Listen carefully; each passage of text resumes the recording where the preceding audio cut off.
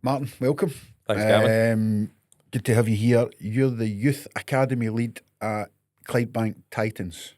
Clydebank Titans, yes. We've sort of split the minis and the middies. So the minis is the Titans, the middies, the youth kids, 13s, 14s, 15s, and the handful of girls we've got our academy. Mm-hmm. So obviously I kind of run a CPD programme for the youth section coaches that are there at the minute. It would be good just to try and get a handle on kind of what teams you guys have at each age group. Then we'll kind of move on to the challenges that you face kind of on a weekly basis. So overall, we have our own tiny Titans. So we're preschool age group 2 to 5, which we run an hour on a Saturday morning, just a drop in. No subscription like some of the other sort of organisations, just £2 a go, and they rock up as and when they want. And you get your regulars like you do, but then you get other kids that will drop in and out, depending on what's on for the family and stuff like that. We also have the teams, primary 1 right up to primary 7.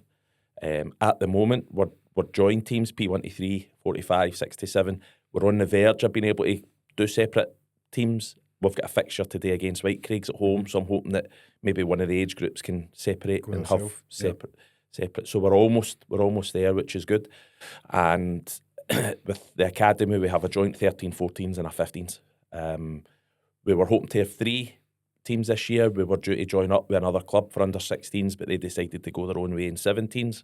So it sort of scuppered our plans, and we lost a handful of boys due to it. I think there's only one that's still playing down at Lomond Helensburgh.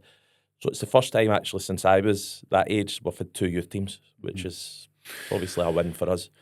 Yeah, you know, I kind of sound like a broken record sometimes when I go on about, you know, some of the they call them the senior clubs, or the super clubs. Yep. When you look at the numbers that some clubs are carrying at 16s and 15s as well, that I know of, where you have 40 to 45 kids. Now you know yourself, you can only have 20 in a squad. Yeah. So what's the rest of them doing? Have you lost any guys to other clubs around about you? So we've lost one who was our under 15 player of the year last year. He went along with another couple of boys to the PDH last year to Ravenscraig. It was reported back to us that on his first night, someone says to him, a coach says to him, "Why are you with Clydebank?" Because he's an exceptional, he's a great talent, great rugby brain. But we thought nothing of it. He carried on, and the next thing he moved to a club just up the road at Annie's Land. We'd heard various reasons why, but it turns out I think he's... Was that the kid that came to a couple of the sessions last year? The really good, really vocal. Yeah, he goes... What school does he go to? He goes to Kelvin Side. I know the kid. So he's away. Aye. You know, so and you wonder to what end that happens, because these clubs can only have... You know, there's only so many players that can play. And I still maintain that the union have a responsibility in trying to almost not monitor, right? You can monitor it. You can monitor it in scrums because you can see how many kids are registered. Yeah. Is there a need for clubs to have 50 odd players, 45, 50 odd players at an age group, when in actual fact what could be happening is you could have your squad, but you could also have links to these kids' club of origin, because a lot of them will have migrated towards these clubs rather than actually coming all the way through their system. Could be wrong, but that's what I'm hearing, you know, in a lot of clubs, is that these kids are coming now at the age of under 15s and 16s to these clubs. Yep. So I still maintain that there is a need for these, you know, for the senior clubs to think, right, well, you know, such and such, these 2 guys came for Clydebank, right, they're not going to play in our team this week, go back and play at Clydebank. However, I fully understand... Badly need it. Aye, well, I fully understand that there is the SRU regulations with regards to player registration, primary registration, secondary registration. However, I don't think we're in a position where we can fix kids to a club if it's going to mean that you're going to almost choke the club of origin when they need players, or they need 100%. To backfill, they need to help. Because it's not as if, say yourself, under 15s, you had 2 or 3 guys who were maybe playing up the road at, I don't know, GHK, right? And GHK have got 40 kids. But they 3 kids are vital to you putting a team out. They're maybe not so vital to GHK because they've already got the numbers. So I think there needs to be an understanding from these clubs that how much of a difference 2 or 3 players can make to fulfilling a fixture. I think what, as you call them, the super clubs, what they do is morally wrong. And I'd love to see the SRU step in and put a limit on how many players they can have, or put in place a system such as what you're describing. We, under 15s last year, whatever the cup was, we played 2 of the games with a full squad, but the third one we couldn't fulfil and we had to give up. We just dropped. We couldn't get MD to come in and help us. And I know it's no a big thing in the grand scheme, but when it came to who you played in the next round or where you played in the next round, so there was a team that turned up to every game with 10 players, but we turned up at 2 with 20, 22. But because we couldn't fulfil our fixture against them, we dropped to the next tier. So on the back of that, there was an opportunity by the SRU for people to suggest or recommend rule changes, and that was one of the ones that I put in. And they've put something close to what I recommended in, that on any given Saturday you can just go to a club and say, look, or Sunday, I need a player. Can you give us them without, as long as they're on scrum somewhere? I think they've given the approval for the likes of a Clydebank under 15s to go to a West and say, if you get spare players, and they'll say, yeah, we've got 3, and they can come and play with us, go back to West. See, that's the way it should be, because the focus is on these kids developing, and the way they develop is through playing games. And the number of fixtures.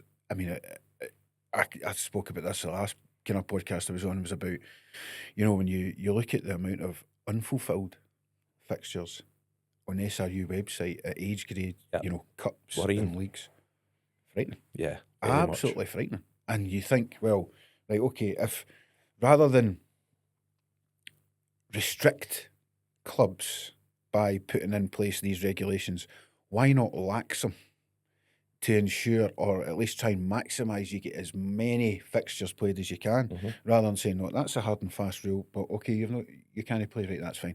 So that's 30 kids, 40 kids not getting a game on a Sunday. It's mad. Yeah. It's absolutely mad. Well, I know we've had various conversations, and the one that sticks in my mind, that actually sticks in my gullet, is an under 15s fixture last year. We had to borrow players from another club. The coach from the opposition, they took 50 points off us. The coach came up and says, oh, what's with the kids from that club? I says, well, if they're not here, there's no game. Lo and behold, a few days later, I get an email from Angus and that crew at the SRU saying, it's been brought to our attention, you've played unregistered players. So obviously that club went and I spoke to why? And I don't know what they get out of that. I think there's a perceived hierarchy within youth rugby just now, I think. And there's I've said it before, I'm not going to say it again. I sound like a broken record, but there are 4 clubs who are dominating the cities in which they're in, and they are hoovering up as many players as they can get. And I'm actually at the point now where okay, why is that? Because they can't give them the fixtures. They don't. Some of these teams don't quite have enough to run 2 teams. Why are they doing it? I think it's for money. It's for monetary reasons. It's to bulk the subscriptions within the clubs. Because I can't think of any other reason as to why that would be. Because surely you have rugby being the game it is.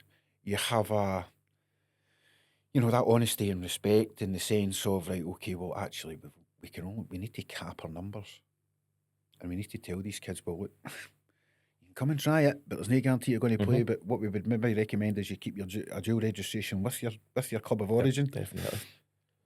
No, it's just come in, and I'm beginning to wonder: is it about the bank balances now rather than actually kids getting an opportunity to play? That's not something I had thought about. I don't know if it's more cynical than that they're just looking after themselves in the hope that as they go through the age groups, they get that cream of the crop, so to speak. And they're happy just to discard the rest of them at the end of it. We know that by going to some of the SRU stuff and they're using scrums to get the averages of under 18s that transition into seniors. And at one point, a couple of years ago, if you had a squad of 20 under 18s, only 4 were transitioning.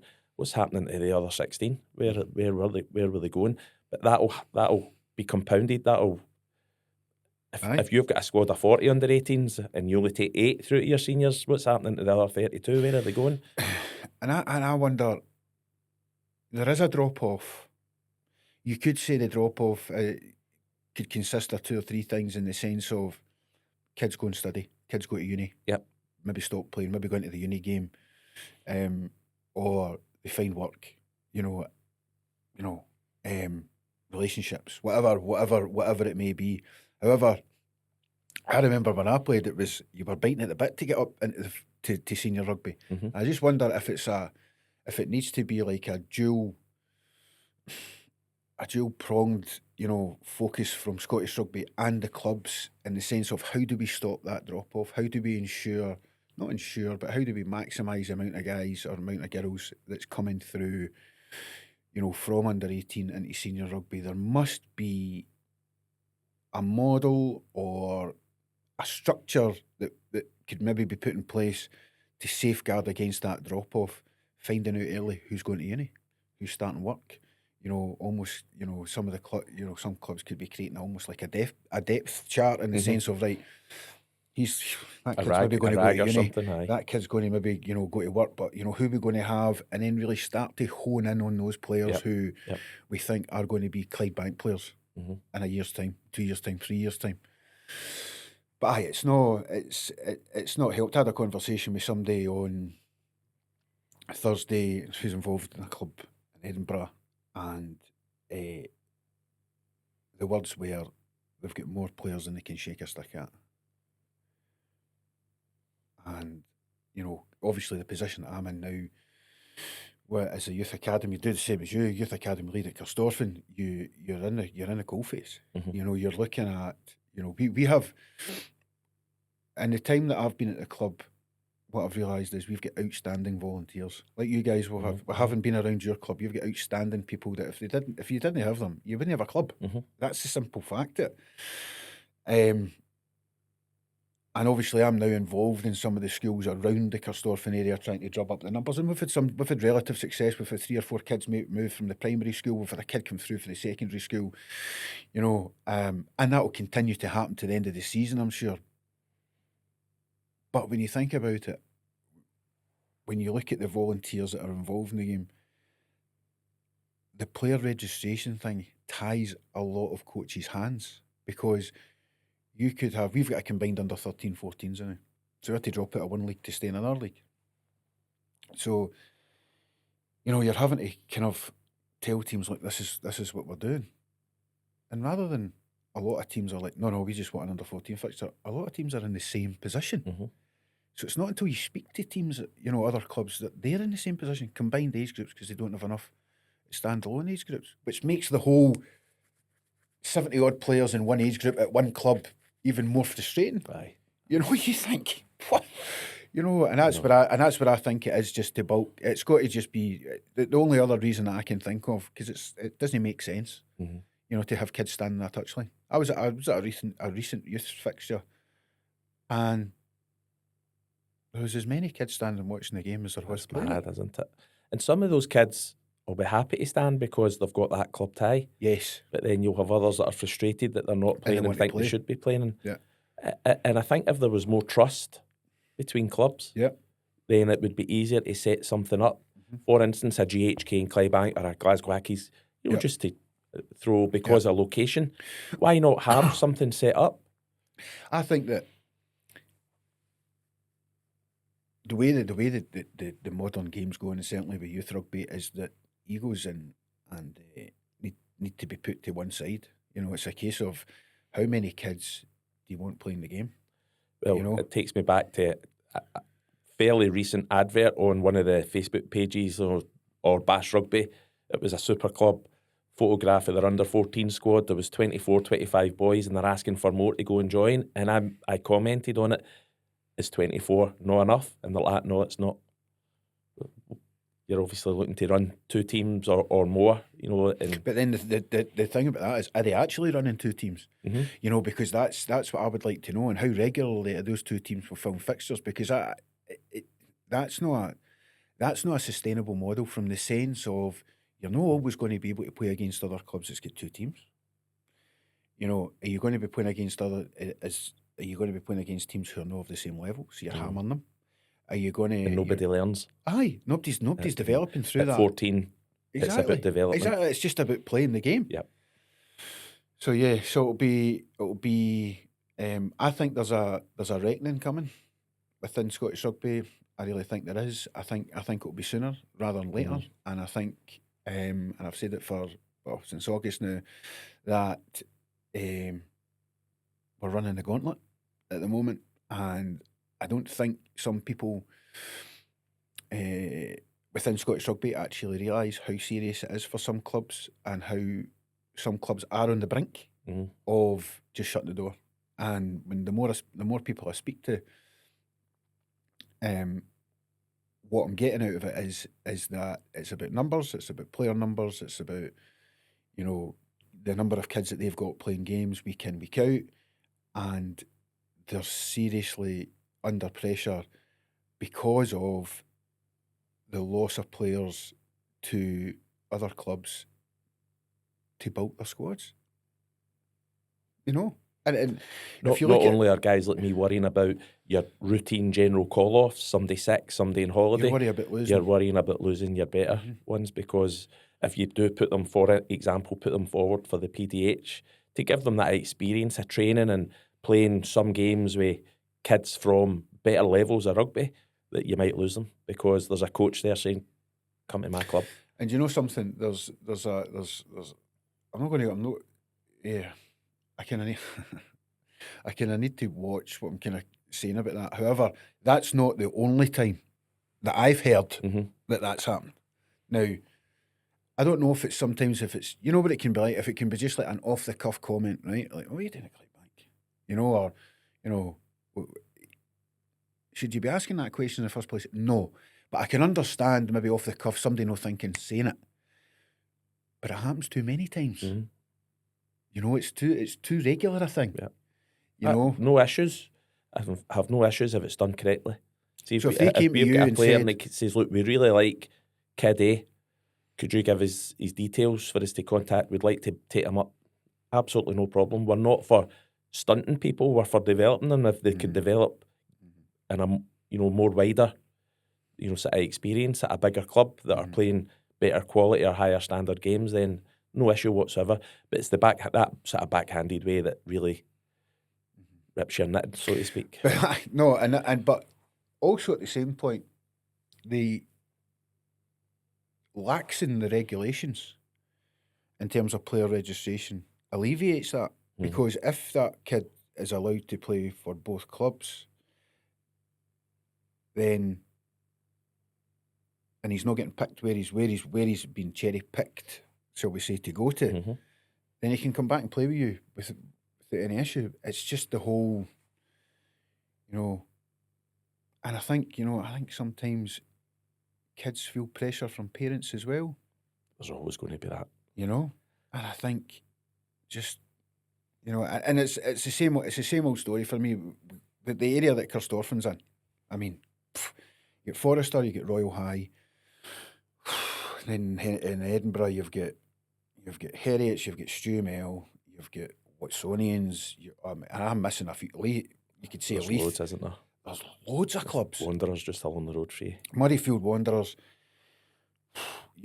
and what I think is actually pretty amazing, to be fair, is when I look at the amount of teams, and I know Royal High have struggled lately to put out teams the past 2 or 3 weeks. On the whole, these clubs are fighting to put teams in, week out, so credit to them. But it's the system below senior rugby in terms of the youth rugby, I think, that, how many of these clubs have development officers? How many of the clubs have got community coaches where you're constantly feeding players, kids for the schools to come up through their club system? And I think that seriously, it has been affected since Scottish Rugby made 30 rugby development staff redundant. Yeah. How do you... Well, we had funding. It was match funding for a community coach. The guy left to take up a role somewhere else. in the process of trying to find a replacement, the SIU withdrew the funding as part of that redundancy process. So we've not had Clydebank's a big town. 50,000, people, population, and we're right on the doorstep of Drumchapel, which is, and I know your Hillheads, your GHKs have tried Drumchapel, and it's a hard nut to crack. Great Western Road separates Clydebank and Drumchapel, and it's like the Berlin Wall. Trying to get them to cross it, we've only ever been able to get one or two, but we've never been able to sustain somebody Like in a the drive schools. at it. Yeah, yeah. Which I think there has to be. I used to take my son to school and sit, either going to pick him up or take him in the morning and sit and watching the amount of kids that were coming in going, surely we can get 25 of these kids to come and play rugby out of 1,200. But it's just so difficult if you've not got a consistent road into doing their PE classes. Because that's what we were doing. There's 2 high schools in Clydebank. We were managed to get into one. We'd done a school of rugby, and we were getting, it was, the fruit was coming, from Jack's work. Then obviously it stopped, but we were doing their PE blocks, and doing rugby, 6 weeks of rugby or whatever it was they were doing. It might be 4 weeks now, and we were starting to see that coming to fruition. I think some clubs will be at a point now where they're like, right, let's just look for our own funding. 100%. Let's look for people to sponsor us. Yep, 100%. And I think that might suit. I think that might suit both parties. Yep. I think that might suit Scottish Rugby. Yeah. I think it would. Of course it will. Because they're like, right, don't need to get We involved. don't need to give them. You don't need to give them any money. Yeah. And I know money's tight, but whereas you guys are then no having to answer to the union, you can actually tailor your development programme to you. Suit us. Yeah. And I think that is one. Speaking to a lad from a club in the Dumfries and Galloway area, and that's what they think is that they're going to go down the road of just seeking external sponsorship. Telling sponsorships, telling potential sponsors, this is what we're trying to do. We're trying to give kids, as many kids in our area as we can, the experience of playing rugby. Expose them to the values of the game, expose them to the camaraderie, the potential to go maybe somewhere within the game. The friends will meet if they can travel the world, they will. And a lot of people will buy into that. Mm-hmm. A lot of people will buy into that. And I think that's where some clubs now are saying, right, well, we'll just go and do it ourselves. And that's a hard gig as well. Definitely. I've tried it. How much trying to chap the door of firms that are building housing estates, your Miller Homes or guys like that saying, look, we're on your doorstep, we run kids rugby, we've got circa 100 kids, we really want to get that up, we want to expose more kids to it, we're hoping to fund a community coach. Would you be interested in becoming a partner with us? No even a reply. And I think, see with that kind of thing, I've always found that if you go to people who have, it sounds as though you're cherry picking here, but if you go to people who have kids who are playing the game, who maybe run a business, and they think, aye, my son plays it, I see the benefit he gets. Is that, are they more maybe willing to forgive? However, in the current economic climate, it's a who's going to hand over £10,000 without any, That's a different kettle of fish to the money that we've had. It's been a 1,500 for that season or 1,000 for that season. Absolutely. And it just reduces the value of the strips that the kids are buying. We don't. But that's a big thing, though. Aye, of course it is. That's a big thing, that if you can take that expense away from a parent who's maybe not got disposable income, and they don't need to worry about that. 100%. And I don't know is that, Martin, one of the aspects of playing in a team sport or playing in rugby where some parents just don't have the money. Do you know what I mean? To send a kid, if a parent came to me on the QT, says, look, I'm really struggling, this is what's happened, don't worry about it, cancel your direct debit, the strip will be there, no issues from us. We'd rather they were playing rather than get a very low monthly membership fee off them. Just make sure the wee one keeps our wee ones sometimes. Maybe that there's more than one quite a lot of the time in our place. Just make sure they keep coming. When we had a game yesterday against Livingston. They were They're number 1 in the league, we're number 2. What a game it was! It was, as I mentioned to you earlier, it was a real ding dong. There was no quarter asked or given. It was full metal jacket, 80 minutes, and it was a real good game of rugby. But although you're in that bubble, shall we say, for 80 minutes, when I stepped out of that bubble and I looked at, and I think a lot about the game, when you go away from things like that, you're thinking that's what you want kids who are at Kirstorfen or who are at Livingston to experience as senior rugby players. And it falls down, and I've said it before, it falls down on that under 13 to under 18 level. That structure, there's no transparent structure there in terms of being able to say, right, okay, we want, if you're going to be in this conference, you need to have that many teams or that many players, this. But I think the union should have almost like a spreadsheet or a document where it's a case of, right, and I'm pulling a name out of here, Curry, you've got 60 players at your age group. Forrester, I've got 15. Yeah, come on, let's level up the books a wee bit. Let's let's be fair here, and let's look at, now I'm not saying that that's going to solve the problem. What it does do for me, I think, is if you've got someone like me or a development officer who's in the schools, it buys them time, Martin. Mm-hmm. It buys them time. Instead of fixtures not being fulfilled, they're getting fulfilled because teams are combining or teams are merging or you're getting a draft of players over, and it allows the development staff or the people within the clubs like Forrester to try and, it gives them a bit of time to try and build something. Yeah. And all it's doing is it's a short-term fix. It's not a long-term fix. It's a short-term fix. To do that. But with that not happening, you're like, unless you're a club that's established, it's a firefight week in, week out. Of course it is. Yeah. Week in, week out. We have that. We're sort of lucky we were under 15s because we're carrying a squad of about 23 if they were all available. Our joint 13s, 14s are being hampered with the 2 year because it's a joint team, and obviously the coach of that team is Martin also. He's contacting another club and saying, listen, this is a joint 13, 14, and they're saying, no, we're all under 13s, we're all small, there's no physicality in our team, we don't want your under 14s playing. No fixture, sorry, have to cancel. We've had to cancel a fixture against a club who are playing P7s in their under 13, and so we bounced emails backwards and forwards to the likes of Angus and Sam saying, look, P7s, do we then have to drop to P7 rules, half pitch? No, if their training is under 13s, they're allowed to play. So we had to, it was another fixture we had to pull out of. So there's 12, 13, 14 boys not getting a game on a Sunday because of that. And I get there's a safeguarding issue with the age, but we could work around about it.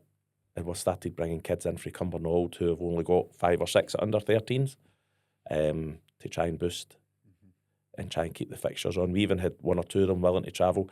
They were supposed to be at Wigtonshire today, and we had 1 or 2 of them from Cumbernauld willing to travel to make up the team, but there was just too many kids not available. And that's running tight with a squad of 14 or 15. I was contacted by a local club looking at joining up at under 13s. He says, we really need a squad of 30. I was gobsmacked at under 13s. So it's never happened. And that's what, if you're running close to the wind with 14 or 15, that player, that 2 or 3 players that you lose, that maybe goes to that other club, that's what the difference. That's the team done. And I don't think people understand that it's not massive numbers in every case. It's having the flexibility to have a couple of boys on the bench and not the same boys turning up and playing week in, week out. You see that having replacements, you see it as being crucial in a game because the kids do get nacked. If I play a 15s game and there's only 15, but the other teams get 22, eventually you see the difference. You see the difference over the hours rugby. Yeah, no, absolutely. So, So what's the biggest challenge, or the kind of serious challenges that you face within your? It's sort of twofold. It's trying to get senior club involved with the kids, and player, not even retention, just recruitment, just trying to get those. You have a target. So with the P1 to 7s, with the minis, it's trying to get them to have enough at each age group that we can separate. Mm-hmm. And that would probably allow us to take part in fixtures with a lot more clubs. Mm-hmm. And just with the youth, just especially under 13s, 14s, try to get another half dozen kids in. That's all we're looking for. How do you do that then? If you don't have a community coach, how do you go about that? Well, it's friends, word of mouth, first and foremost, but we're always on it. The kids bring it, and we probably should do it more. Bring a friend to training type night. We done one last year. There was probably 7 or 8 kids that had never tried, but they never came back. You know, and it was a fun night. It was games. It wasn't drills or stuff. Aye. Looking forward to the Sunday. Although we probably had games on the Sunday, we just left it at games and a bit of fun and carrying on. Posts in the local news. Clydebank's got a Facebook page called Call Yourself a Bankie. Yeah. You know, a regular post and trying to change them up, you know, and highlight, come and try, you know, in different photos. We've got a cracking poster, the benefits kids get from playing rugby, and every now and again I'll throw that one out there. Yeah. Testimonials for the parents. We've got a post for Facebook a couple of weeks ago, and the parents one of them says it's the best thing she's ever done for our 13-year-old kid. Boy, he's changed so much over the 2 years he's been in, and so you're trying to put that out. Local one, Scotson has a page similar, and always going to that and post the same sort of thing, change the wording a bit, you know, so I can't be accused of copy and pasting type thing, and just keep trying to do that on Mondays and Tuesdays leading up to training, which is a battle. Aye, it's an absolute battle. So in terms of funding from Scottish Rugby, do you get direct? Nothing. You have nothing. Not a thing. And listen, if they're skint and they're losing money, something has to give. But you always see things in the news and you go, that could be spent elsewhere. Same as anywhere, same as any walk of life. You know, if it's politics and you see them spending money on something. I see some clubs who are receiving phenomenal amounts of money. You know, and listen, you know, these clubs who are receiving that funding they're a business. Although it's a rugby club, it's a business. Yeah. You know, so do they see that as a safer investment of their money? I would think so. I'm very much a mind of get lots and lots of small amounts in rather than hunting for one. Yes. You know, and that was, I started for the seniors, a player sponsorship, and just went to past players. And I think I get £1,600. So we get 16 people, £100. I'll sponsor the loose head prop. I'll sponsor the hooker. There was £1,600 into the club, and it doesn't seem like a lot, but hey, it's a couple of sets of strips. Aye. You know, and that, as you know, to be able to take that expense away, because Clydebank will be perceived as a working class town, where very much where it's not, you know, an affluent area. So, you know, a lot of people will be working under the pump, you know, to make sure their kids have this and their kids have that. So, and maybe that's a USP, that's a unique selling point that the kids, you know, will receive, I don't know, a free top, whatever. You know, that's one less, you know, but this is what frustrates me about our game in this country, is that we only see the top tier. And this is why I do this. We only see the top tier because we only see your Stirling County, your GHA, your Boroughmuir, your, you know, clubs like that. What's happening below? You know, and the reality is that the way our game's going in this country is that, see, if you don't have clubs like yours, you don't have clubs like Stirling and GHA either, because where are the players coming from? You know, and I'm not saying that all of Stirling's players are no for Stirling. That's not what I'm saying. Yeah. What I'm saying is started somewhere else. Like one of your previous guests at the school. Yes. You know, how many players over the last 10 years have went through that school to Stirling? Aye. So they've all played, and this is where it comes back to morally, as you said, they have a responsibility to look after, you know, the junior clubs, you know, because that's effectively is how anything below the Premiership seen. Yeah. Well, National 1, National 2.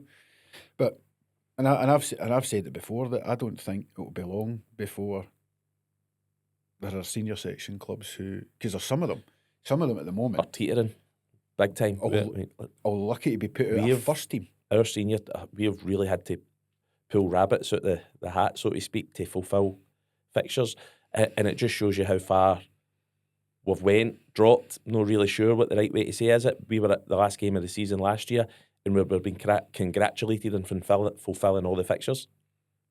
That's not something really that to be congratulated. That's like a, geez, oh. That's a reckoning moment. Aye. And that's probably the best way to sum it up. You know, the state of club rugby below National 4 or National 3, because there are some National 4 clubs, you know, who'll be struggling as well. But that's what you're getting a pat in the back for fulfilling fixtures. That's where we're at player number wise. Aye, I know. That's You scary. know, but however, they're no shy. This is what I don't get. They're no shy in spending tens of millions of pounds to float 2 professional teams and an A team, and then all your age group teams, but they don't have, income or finance apportioned to the clubs where these players who are playing at this level, some of them will have came from. I know. You know, That- you're not going to. I think there is some money for community, but it's very strict in how you get it. It's very tight. You know, there's so many conditions. But do you know what I mean by that? If you look at maybe in the past 10 years, how many guys from Glasgow Warriors, how many guys from Edinburgh have came through club rugby in this country? And I think that's going to become less and less because of two things. One, because of the professional game. You get players coming out of academies now. You get players coming from other clubs. That's fine. However, you know, professional rugby in its inception in this country, the players all came for the club game. Now, as the years have went on, it's became less and less and less.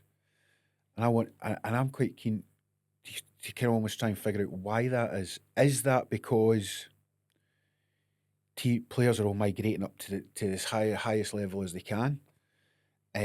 Or is it because the structure of club rugby now and the level of club rugby is not perceived good enough for you to come out of the professional game? So you need to go from a club into an academy, into the pro.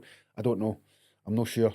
So, but what I do know is that if there's something serious not done within the next 18 months to 2 years, then with youth rugby in this country, then you are going to have less clubs. And a certain former SRU employee made the statement when he was in post, fewer was stronger. And I wonder... Is that the plan?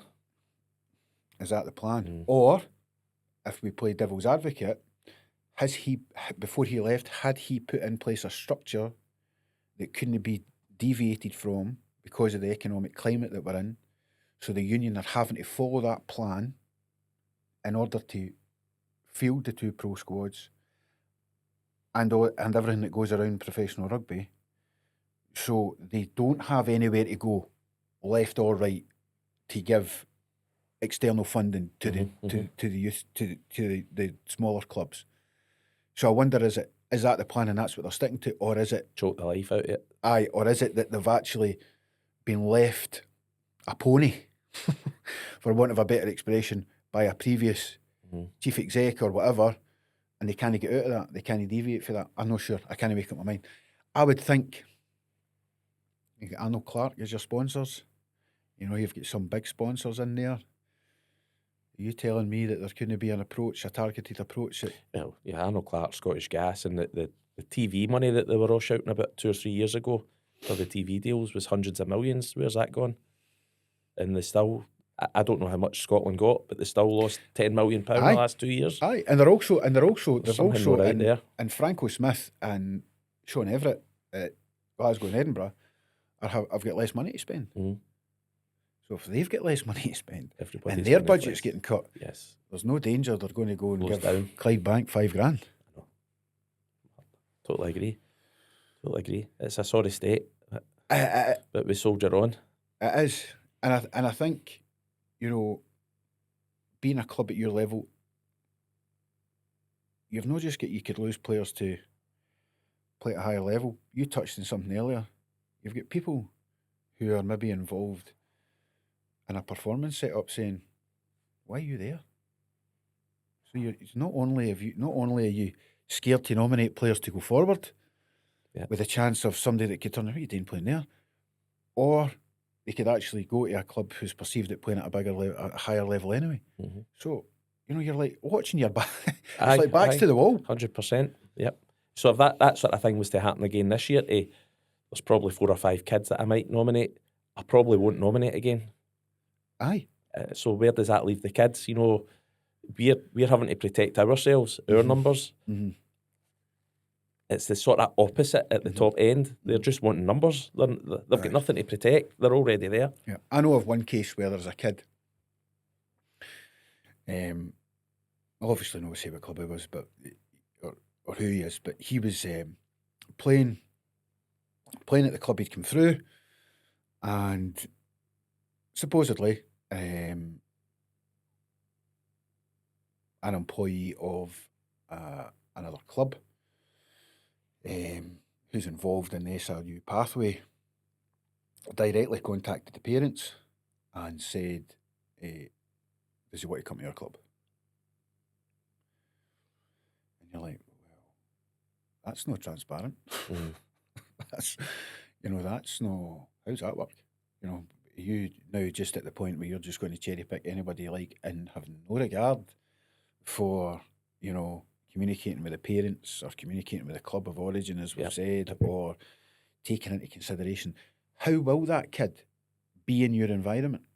All right, he's a good player, but do you know anything about his background? Do you know, what is, is he his story? What's his story? What he's went through? What maybe we have helped him with? Exactly. Is he going to be able to come and just perform for you because that's what you're interested in? Yep. As a player, not the person. So that kind of created rumblings, I think, within, certainly the club where the lad had went from, but he's not the only one. You've just told us there about a kid saying what you're doing playing at, the coach saying and what you're doing playing at Clydebank. If that's not diverting players to go to other clubs, then what is? And if anything, it just turns their head. Exactly. They start asking that question where they've been happy. They've been happy. They're one of our better players, one of the team's leaders, if you like. Even at under 15, you get kids that will step up and be the focal point, the vocal point, and it starts turning their head, and all of a sudden you're going to get a dip. They then start finding excuses about no turning up, no coming to training. And then because they've had that head turned a little bit. And then the next thing you hear, they're at such and such. Aye. And, we're at Kirkstofan, we've been speaking to a couple of senior clubs with regards to how, what's best for us. And the two clubs that kind of spoke to have been like really positive in the sense of, right, okay, like, let's try and do something together. In the sense of, we want, to fulfill, fixtures, and you want to fulfill fixtures, so how do we do that? Now, these clubs are operating at a higher level than ourselves. However, I've been actually quite taken aback. I had a conversation with two of them, one on Thursday, one on Friday, and I was taken aback at how honest they were in their approach. And, they both of them were of the opinion that we just want kids playing rugby. And I think probably going forward, that'll put us, that combined with what I'm doing within the schools, and how forward thinking the club is, and the people that's running the club will kickstart that process. Although the process has been kickstarted, it'll really put us in a position where the clubs that we're speaking to know it's almost kind of short term to buy us time to grow our own, for want of a better expression, but at the same time helping them fulfil fixtures as well. Certainly one of the clubs. So I've been really impressed with that, and it was just open and honest conversations about what do you want to do, what do you need, and then I was telling them the same. But you wonder if Scottish Rugby get involved in that more, in those kind of conversations and pulling people together, would that help? So for talking, say, in your area, you've got Clydebank, GHK, who else have you got? Well, you've got Glasgow Accies, Glasgow West, Accies, Hawks, West, right? So if you Cartha. So if they said, right, we're not going to pull out all of them, but what we're going to do is we're going to pull you guys and GHK, I mean, or whoever, and say, right, what can we do? Round the table, what can we do? What do you need? What do you need? Right, okay. And the stance will always be of the senior club. We don't need it in. Why are we here? However, at least if they're at that meeting. It's really a sustainability meeting, isn't it? That's what it is. And it's also, Martin, to be honest, it's for you to show what you need. So in some ways you've got to be vulnerable, Yeah. And I think that would go some way to almost taking away that, that invisible barrier that you're there, we're here. We want your players, but none of our players are coming to you. There's definitely a perception that there's an untouchability because of the gap between clubs, but it should be more open and honest. Like say, you've had the conversations already, and that's fantastic. I think it should be happening.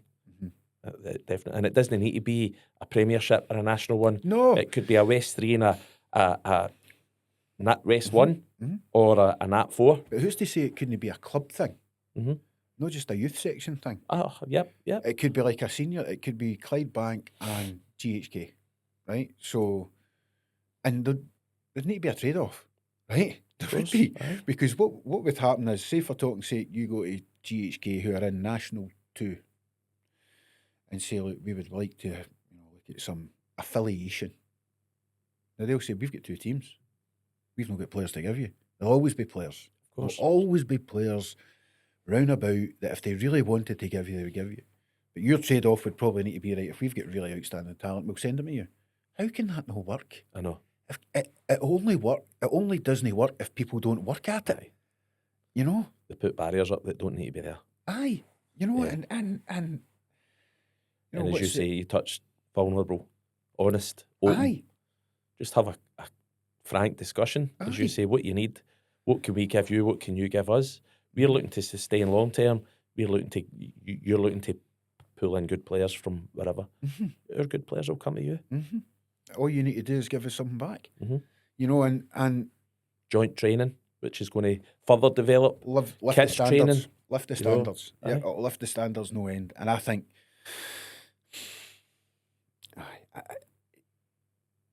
although there might not be money to be given by the union, there could be just time given. And I think by that what I mean is using employees, advocacy. Using employees' salaries at the union to bring people together.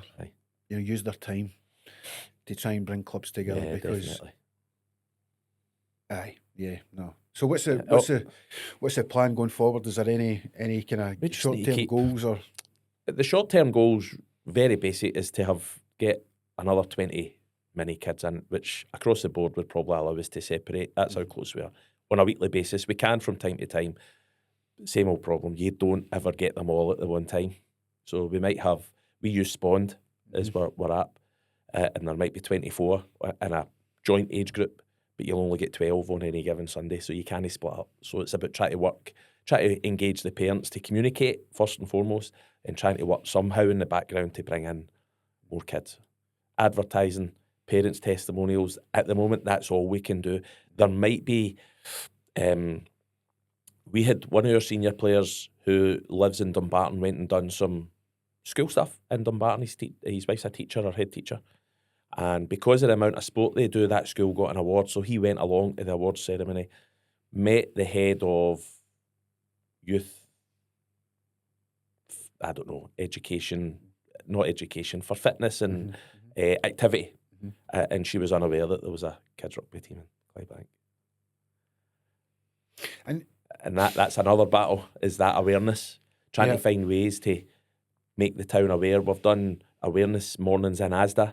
We've done it in Sainsbury's at Drumchapel, which is the first time we've been able to get into Sainsbury's since it opened, just because they have community people. Let's try to get them at the time when, I worked you've seen me in the van, I'm back out on the tools, whereas I worked from home for the last 8 years. So any time I would go over to Sainsbury's to try and get the community person, or they're off, can you come back tomorrow? And I wasn't able to go back the next day, etc. So that's the first time we've been able to get anyone. We normally take training in the summer to one of the local play parks and try and adjust the time so that it might be a better time where people are taking their kids and we have our banners up and it's, you want to come on in and give it a go. That's what we do, a flyer drop at each one. We just need to keep doing that.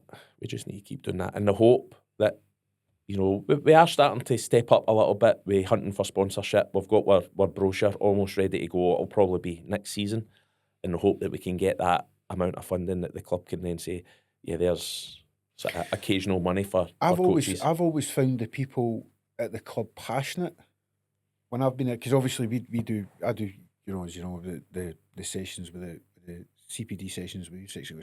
I've always found them passionate. And you just hope that doesn't, you know what it's like yourself, constantly banging your head off a brick wall. It wearies you. It wearies you. I was speaking to a youth section coach a couple of weeks ago, and he was at the point where I've had enough. I'm ready to, and what I said to him was, well, look, what you do very well. And I know that numbers at times are difficult. However, if you try and look at the bigger picture, at least, is that you've got 13, 14 kids who are relying on you. 100%. And I know it's not 20, and I know it's not 21. So just keep doing what you do for them, and then we'll try and support as best we can. I worked in Afghanistan for 7 years, and when I came back from that, I started getting involved. Blair went along, I knew everybody that was there. I'd been involved before I went to Afghanistan, and started getting involved. I'm very much a step in and take over type of person, and it's just blossomed through there. And over the years, when you've got those contacts at other clubs, you see them coming and going. They might only do a year, they might do 2 years. It's hard work. It's really hard work dealing with parents, trying to get teams out, trying to organise the catering, the hospitality, strips, making sure you've got referees, making sure you've got coaches. Sometimes we turn up on a Tuesday and there's no coaches at an age group. You need to step in, run a wee session for an hour. It's hard work and it wearies you. From time to time you go, but you wake up the next day, it's another day, and the sun will always come up, as they say. Keep going. And you touched on it. You're doing it for the kids. Can you imagine, without any sort of preparation, if it had to end, that people would be at a loss. They would. For the organisation. More than you think. Aye. And, and parents will see the development in their kids, from when they've started to where they are. And probably the thought of that stopping at any given point is pretty horrendous to the parents, because they see them not only as rugby players, but developing as people. Their personal skills, their communication skills, all of that. Yeah. I touched on the testimonials earlier, and even from the point of view of, right, you're a youth player now, you wear your shirt and tie on a Sunday, and seeing that sort of discipline and having them take that responsibility, be standing there, and it just, excuse me, it's just cracking to see. It is, and as people who are involved in rugby, we look at win-loss. And I said this to my players after the game yesterday. I can't speak highly enough of. They're a group of guys who are, their work ethic is relentless. They just work. But great bunch of guys as well, not just as rugby players as well. And I said to them, sometimes it's very easy to look at win-loss and look at league tables, but what you've always got to cast your mind back to is where you came from. Yeah. Is actually where your journey started to where you are now, And I think sometimes, as people and as people who are involved in a sport that is fairly competitive, we always think about, or not always, but sometimes we think about, we get beat here or we win there. But it's actually looking back and going, well, when we started, we had 10. Now we've got 100. Yeah. That's success. We have people normally bring that up when we moved back into the sport hub as it is. When it was the old White Crook, which was an old community centre. I remember it, aye. Had the grass pitch with the old ash running track. It had a red ash football pitch and 2 grass football pitches. We rented that. We got a long-term lease. The place was dilapidated by the time we moved out in 2017. The new place, and the guys at the club Ross, Davey, Gordon, you know, these guys that started that fundraising, chapping the door of the council, and the council saying, well, there's a cheque for £14,000 or £7,000, whatever it was, don't come back, the coffers are empty, to 8 years later being a 4 point whatever £1 million facility with contributions for the GAA, SRU, Sports Scotland, proceeds from whatever. When we were over in the local park across the road, which was football, the council put a set of goals up for us. I think they basically gave us the keys and said, you run the place for the year. Gave us a store. When we came back over, we had 8 kids. And what we were doing is they were all training together. You know, a P1 to a P7, but we were just running about with balls, playing touch. So we always look back on that to see where we are. You know, we're probably hitting, if we include we're 20 or so Tiny Titans, we're probably hitting about 130 kids. That's success. Yeah. I don't care what anybody says. You know, and if it's a you know, what is it, 7-8 years of real work. Yeah. You know, and that's hats off to you. You know, you look at that and it's like the same as, you know, it's like when I spoke to Grant at Cumbernauld as well, you know, and I've spoke to other people who are involved in, you know, these